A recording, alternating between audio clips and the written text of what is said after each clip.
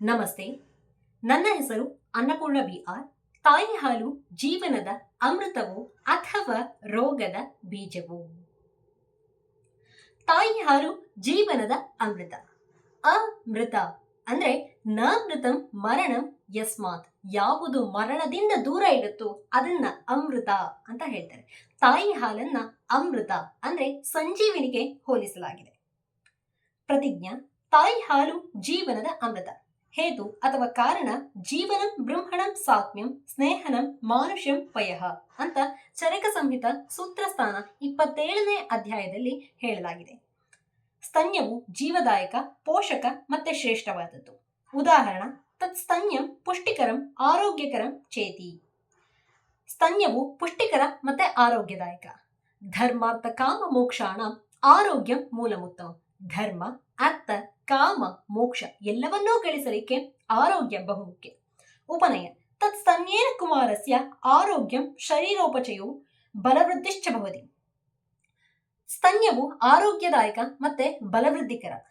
ಆರೋಗ್ಯ ಮತ್ತೆ ಬಲ ಎರಡೂ ಇದ್ರೆ ಜೀವನದಲ್ಲಿ ಏನನ್ನು ಬೇಕಾದರೂ ಸಾಧಿಸಬಹುದು. ನಿಗಮನ: ಈ ಎಲ್ಲಾ ಕಾರಣಗಳಿಂದ ತಾಯಿಯ ಹಾಲು ಜೀವನದ ಅಮೃತ. ತಾಯಿ ಹಾಲು ರೋಗದ ಬೀಜವೇ? ತಾಯಿಗೆ ಯಾವುದಾದ್ರೂ ರೋಗ ಇದ್ರೆ, ತಾಯಿಯ ಸ್ತನ್ಯದಲ್ಲಿ ದೋಷವಿದ್ರೆ ಮಗುವಿಗೂ ಸಹ ಆ ಹಾಲು ರೋಗದ ಬೀಜವಾಗುತ್ತೆ. ಪ್ರತಿಜ್ಞೆ: ತಾಯಿ ಹಾಲು ರೋಗದ ಬೀಜ. ಹೇತು ಅಥವಾ ಕಾರಣ: ಸ್ತನ್ಯ ದೃಷ್ಟಿ. ಉದಾಹರಣ: ಅಷ್ಟಾಂಗ ಹೃದಯ ಉತ್ತರ ತಂತ್ರ 2ನೇ ಅಧ್ಯಾಯದಲ್ಲಿ ಸ್ತನ್ಯ ದೃಷ್ಟಿ ಮತ್ತೆ ತ್ರಿವಿಧ ಸ್ತನ್ಯ ದೃಷ್ಟಿಯ ಬಗ್ಗೆ ಮತ್ತೆ ಅದರ ಪರಿಣಾಮಗಳನ್ನ ವಿವರಿಸಲಾಗಿದೆ.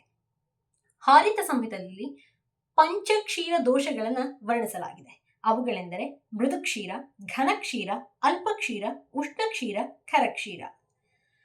ಘನಕ್ಷೀರ, ಅಲ್ಪಕ್ಷೀರ, ಉಷ್ಣಕ್ಷೀರ ಮತ್ತು ಖರಕ್ಷೀರ ಮಗುವಿಗೆ ಕುಷ್ಠ, ಕಂಟು, ಶ್ವಾಸ, ಕಾಸ, ಚಕ್ಷು ರೋಗಗಳನ್ನು ಉಂಟು ಮಾಡುತ್ತದೆ. ಉಪನಯ: ಶುದ್ಧ ಸ್ತನ್ಯವು ಹೇಗೆ ಮಗುವಿಗೆ ಆರೋಗ್ಯದಾಯಕವೋ ಹಾಗೆ ಈ ಅಶುದ್ಧ ಸ್ತನ್ಯ ಅಥವಾ ದೂಷಿತ ಸ್ತನ್ಯ ಮಗುವಿಗೆ ರೋಗದ ಬೀಜವಾಗುತ್ತದೆ. ನಿಗಮನ: ಈ ಎಲ್ಲಾ ಕಾರಣಗಳಿಂದ ತಾಯಿಯ ಹಾಲು ರೋಗದ ಬೀಜ. ತಾಯಿ ದೈಹಿಕವಾಗಿ ಮಾನಸಿಕವಾಗಿ ಆರೋಗ್ಯವಾಗಿದ್ದು ಆ ಹಾಲನ್ನ ಮಗುವಿಗೆ ನೀಡಿದರೆ ಆಗ ಅದು ಮಗುವಿಗೆ ಜೀವದಾಯಕವಾಗುತ್ತೆ, ಅಮೃತವಾಗುತ್ತೆ. ತಾಯಿಗೆ ಯಾವುದಾದ್ರೂ ರೋಗವಿದ್ದರೆ, ತಾಯಿಯ ಸ್ತನ್ಯ ದೃಷ್ಟಿಯಲ್ಲಿ ಇದ್ಕೊಂಡಿದ್ದರೆ ಆ ಹಾಲು ಮಗುವಿಗೆ ರೋಗದ ಬೀಜವಾಗುತ್ತೆ ಅನ್ನೋದ್ರಲ್ಲಿ ಯಾವುದೇ ರೀತಿಯ ಸಂಶಯವಿಲ್ಲ. ಧನ್ಯವಾದ.